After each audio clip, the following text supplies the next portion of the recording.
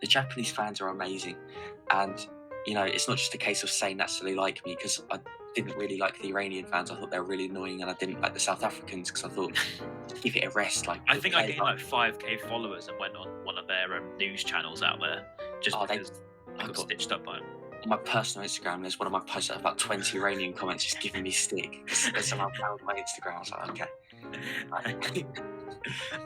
But yeah, the Japanese fans, like, every time I've had a conversation with them, they're always so respectful, and they sort of they take their time to learn the club and be respectful for the club's culture. And if Matoma doesn't play, they look at it from an understanding perspective of why he might not play, rather than how dare you not play our star. Yeah, where's Matoma? Yeah, I get you.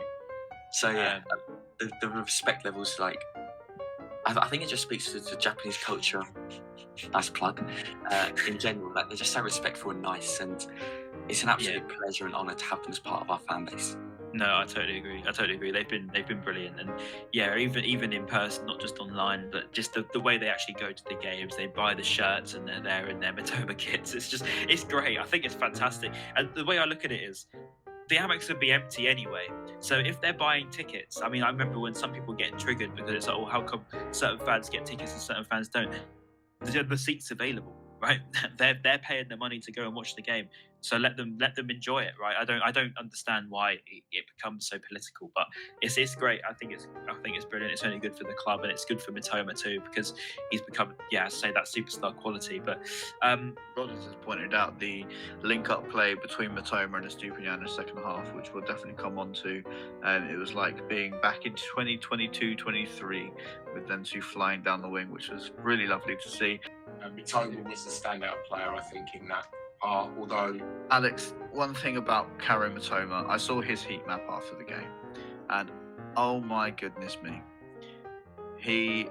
people talk about the fall off of Karim Matoma, which was an injury, by the way. But I mean, if there was a fallback, goodness me, he's back, right? Oh yeah. Is he? Yeah. I mean, yesterday we saw the true brilliance of him, didn't we?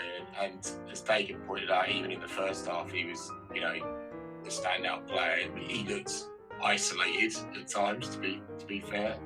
But even in that half, he was the one kind of really making the chances.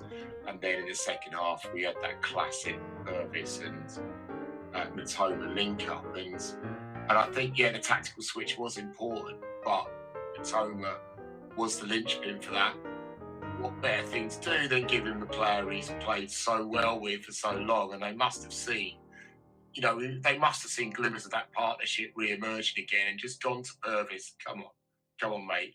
Give him that support. Make that space, because they've done it so many times. We've seen them rip defences apart, and one of them's back, one of them's forward. They've gone central, and they're just making those triangles, making that space, as Dagan put so well. I'm not so good at putting it so well in the tactical stuff, but absolutely you see it all the time. And